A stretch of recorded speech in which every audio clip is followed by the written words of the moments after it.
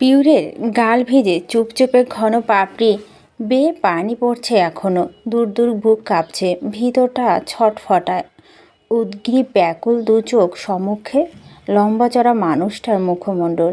একটু যে সে কাঁদল, অনেক শোকে হা হুতাশ করল। এসব কি ধূসর ভাইকে পারল ছুতে? কান্না? তবে সে যে একটু হলেও মনের কথা বলেছে, সামান্য ইঙ্গিত কি পেলেন না উনি? ধূসর দুর্বোধ্য দৃষ্টিতে তাকিয়ে নির্জীব শান্ত উদ্বেগহীন চাউনি তাকে ভ্রান্ত করেছে। এই চোখে ভাষা নেই, থাকলেও তার ক্ষমতা নেই পড়ার। তবু পিউ ক্লান্ত হয় না। একযোগে চেয়ে রয় শেষমেশ ধূসরের দৃষ্টি ফেরালো। আরেক দিক তাকিয়ে ঠোঁট গোল করে শ্বাস ফেলল, যেন হাওয়া উড়িয়ে দিল অভিপ্রায়। পরপর আবার তাকালো পিউর দিকে, প্রখর তপ্ত স্বরে বলল, আমি সদর দরজায় পার হওয়ার আগে তোকে টেবিলে দেখতে চাই। দ্বিতীয়বার যেন ডাকতে না হয়। পিউর হৃৎপিণ্ড দুভাগ হয়ে গেল কষ্টে, হতাশ, আহত হলো যন্ত্রণায়। এতটা বলার পরও ধূসর ভাই বুঝল না, তার চোখের জল পাষণ্ড মানুষটাকে স্পর্শ করল না। এ কেমন পাথরে মানব কে মন দিলি পিউ? পিউর ভেজা নেত্রোদয় বিস্ময় সমেত চেয়েছে দেখল ধূসরকে। মানুষকে এত দঞ্জ সময় ব্যয় করে না চোখ মেলাতে। একদিক ওদিক দেখে ছোট্ট করে বলে, আয়। এরপর ঘর ছাড়েন, নড়তে থাকে পর্দার দিক তাকিয়ে। পিউরের অশ্রু টুপ করে ঝরে আসে গালের ওপরে। মনে মনে হাহাকার করে বলে, বুকটা দুমড়ে মুচড়ে দিল ধূসর ভাই। এতটা ইমোশনাললেস একটা মানুষ কি করে হয়? তখনই বাইরে থেকে ফের পুরুকণ্ঠে ভেসে আসে, কি হলো? পিউ নিচের ঠোঁট কামড়ে ধরে, নিগড়ে আসা কান্না আটকায়। চোখ মুছে শক্ত করে মন, যেন মানুষের ভালোবাসা বোঝানো তার সামনে নিজেকে দুর্বল করার কোনো প্রয়োজন নেই। ধূসর ভাই অভিনয়ে কত পটু সেও দেখে ছাড়বে। পিউ হাঁটা ধরে, তাকে দরজা গলে বাইরে আসতে দেখে ধূসর নেমে যায় নিচে। পুষ্প ধূসরকে সিঁড়িতে দেখেই ফটাফট ফোন রেখে দিল পাশে, মন দিল খাওয়ায়। এতক্ষণ বলেও যা করাতে পারেনি মিনা বেগম, মারিয়া আর বর্ষা বাদে বাকি সব ছোটরা এখানে। সে ভাত নিয়ে বর্ষার ঘরে গিয়েছে। বউ মানুষ দুহাত ভরে মেহেদি পড়েছে, আজ আর হাতে পানি ছোঁয়াবে না বলে মারিয়া খাইয়ে দেবে। ধূসর বেরিয়ে যায় না, বরং এসে দাঁড়ালো টেবিলের কাছে। পেছনে গুটি গুটি পায়ে পিউকে নামতে দেখে পুষ্প ভুরু উঁচিয়ে মাকে বলো, কি বলছিলাম না? মিনা বেগম বিহম্বল চেয়েছিল, তখন ভাবলেস ধূসরের রুমে যাচ্ছে। দুটো নামতে দেখে বুঝে ফেলে ঘটনা কি।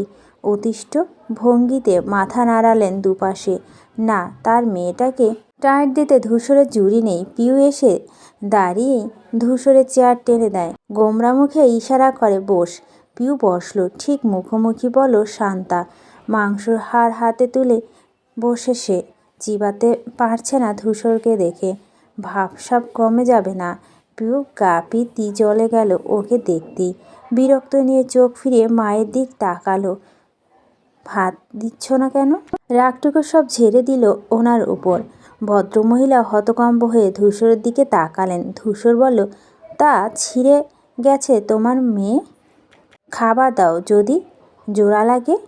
পিউ মাথা নামিয়ে দাঁত চেপে ধরে। ধূসর শান্তা দুটোকে এখন অসহ্য লাগছে। একজন তার ভালোবাসার দিক হাত বাড়িয়েছে, অন্যজন বুঝো না বোঝার ঢং করছে।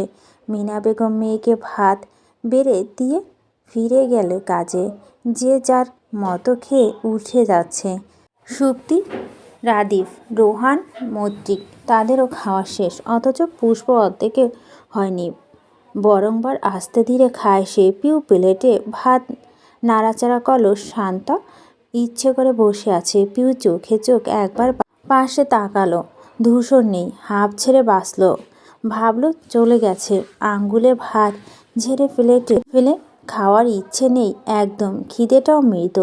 পিউ উঠতে গিয়েও শান্তার দিকে তাকালো একবার। সে নিপুণ যত্নে আঙ্গুলে ভাত তুলে মুখে পুড়ছে, যেন ভাত আঙ্গুলে কেউ ব্যথা না পায়। আবার লাজুক চোখে তাকাচ্ছে তার পিছনে। পিউ কপাল বেঁকে আসে, সাতচুনিটা কি দেখছে। সে তৎক্ষণাৎ পেছনে ঘুরে তাকালো। ধূসরের চেয়ারে বসে, ফোনে চোখ, অথচ পিউ বক্ষতালু অবধি জলে পুড়ে ছারখার হয়ে গেল।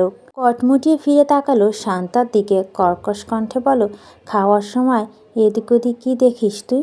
শান্তা থতমত খেলো। পিউর কথা সবগুলো দৃষ্টি নিক্ষেপ হলো ওর দিকে। তার বুঝতে বাকি নেই পিউ দেখে নিয়েছে।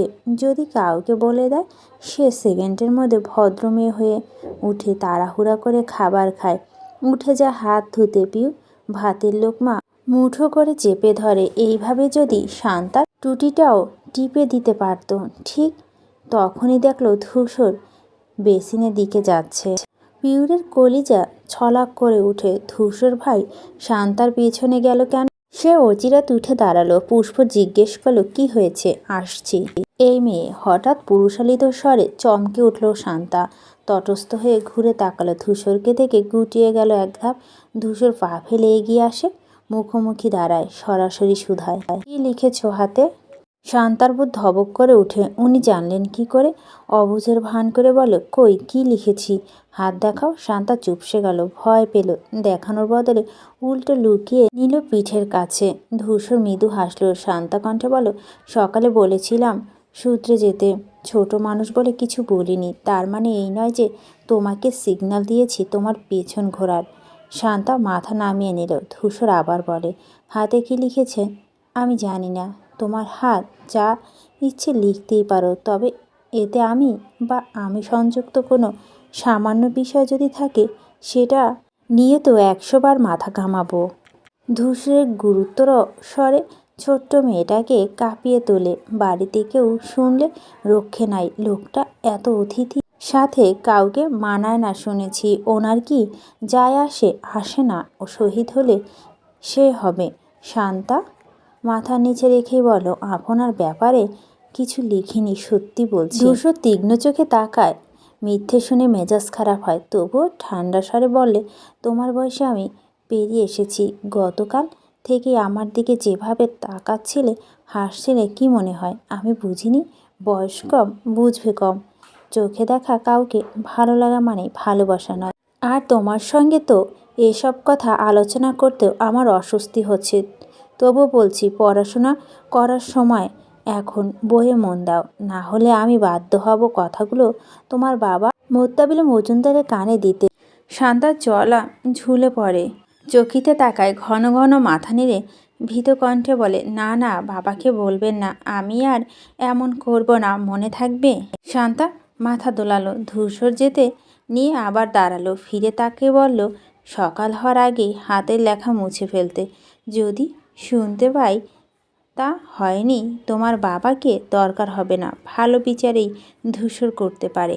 শান্তা ঢোক গিল। ধূসরের মারামারির খবর যেখানে গ্রামে ছড়িয়েছে, সেখানে তার কানে আসতে বাকি নেই। যে লোক অন্যের গ্রামে এসে মানুষ পেটায়, তার বিচারের আসামি হওয়ার সাহস আছে ওর। পিউ ছুটে এসে বসলো কেদারায়। তাড়াহুড়া ওড়না কোনোটা আটকালো কাঁধে। চেয়ারে পায়ায় হোঁচট খেয়েছে, পা বেঁধেছে, অথচ ভ্রুক্ষেপ নেই। তড়িঘড়ি করে মাথায় ভাতে হাত ডোবালো, ব্যস্ততা দেখালো থালায়। পুষ্প কপাল কুঁচকে বলো, হয়েছে কি তোর? এরকম করছিস কেন? কোথায় গেছিলি? পিউ কথা বলে না। আনন্দে তার দম আটকে আসছে, হাত পা কাঁপছে, হাঁসফাঁসের আঙুল চলছে না। এতক্ষণ দুঃখের খেতে পারিনি, এখন খুশিতে। একটু পর ধূসর এলো, ঠিক তার পিছনে দাঁড়িয়ে পুষ্পকে বলো, প্লেট খালি হওয়া অবধি ও যেন না ওঠে, এটা দেখার দায়িত্ব তোর। পুষ্প মাথা হেলিয়ে জানালো, আচ্ছা। ধূসর বেরিয়ে গেল আবার। জোরে শ্বাস টানল পিউ। চোখ বুজে চট করে মাথাটা এলিয়ে দিল পিছনে। পুষ্প উদ্বিগ্ন হয়ে বলল, কী রে, শরীর খারাপ লাগছে? পিউ অমন হয়েছে দুদিকে মাথা নাড়ে, আইটাই করে বলে, আমার খুশিতে মরে যেতে ইচ্ছে করছে আপু। পুষ্প ভগ্রে বলল, এসব কি কথা? পিউ সোজা হয়ে তাকালো। পুষ্প হাত দিয়ে বুকের কাছে ধরে বলল, এই দেখ, কী জোরে কাঁপছে, মনে হচ্ছে লাফ দিয়ে বেরিয়ে আসবে।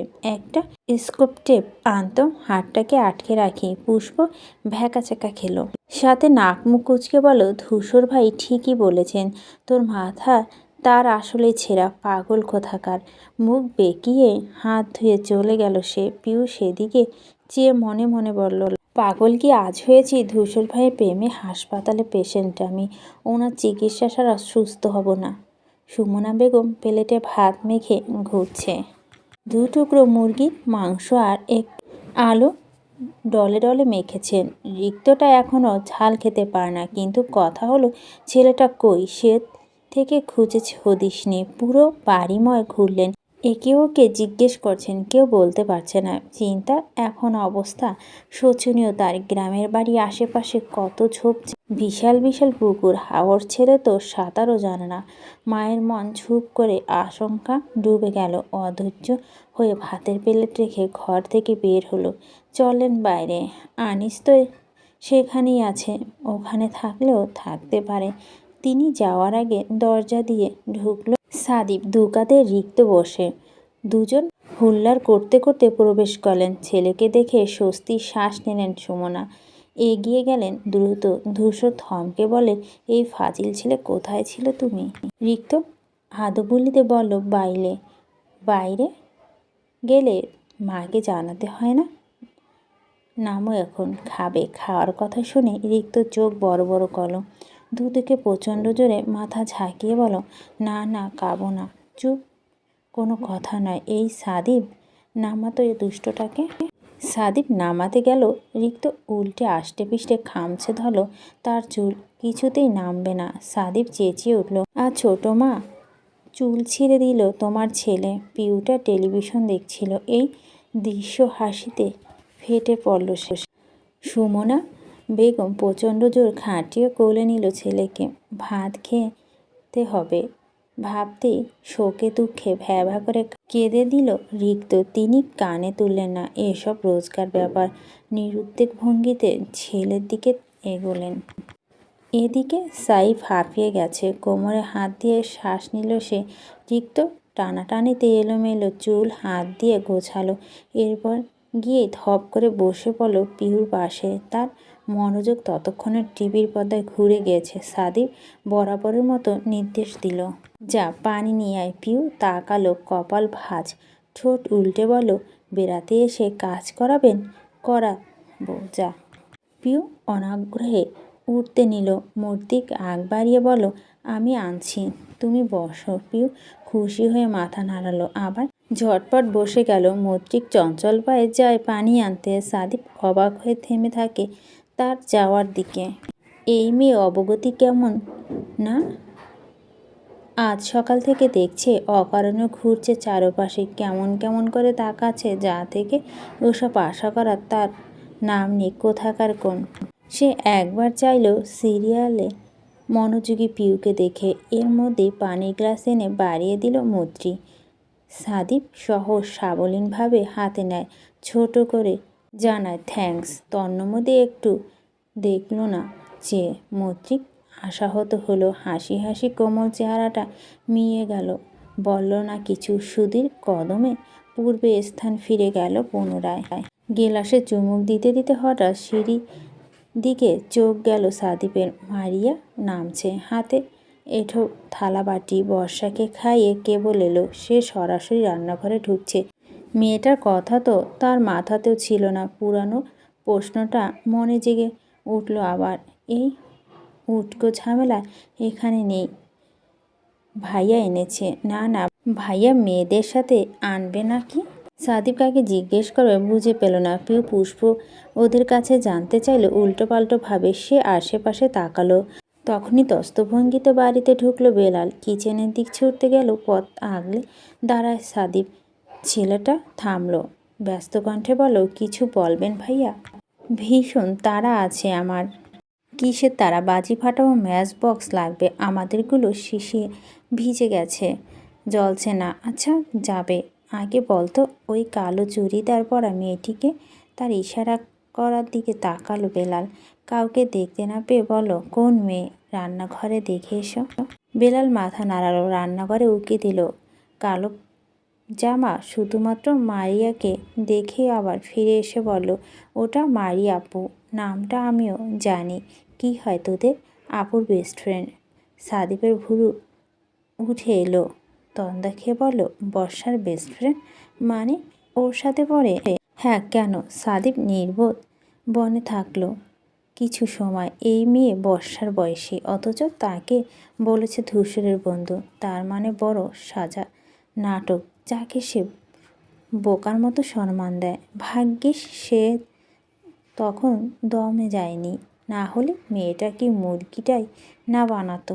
বেলাল সাদিপের ভাবুক চেহারা দেখল, ভুরু উঁচিয়ে দুষ্টুমি করে বলল, আপনার কি আপুকে পছন্দ হয়েছে ভাইয়া?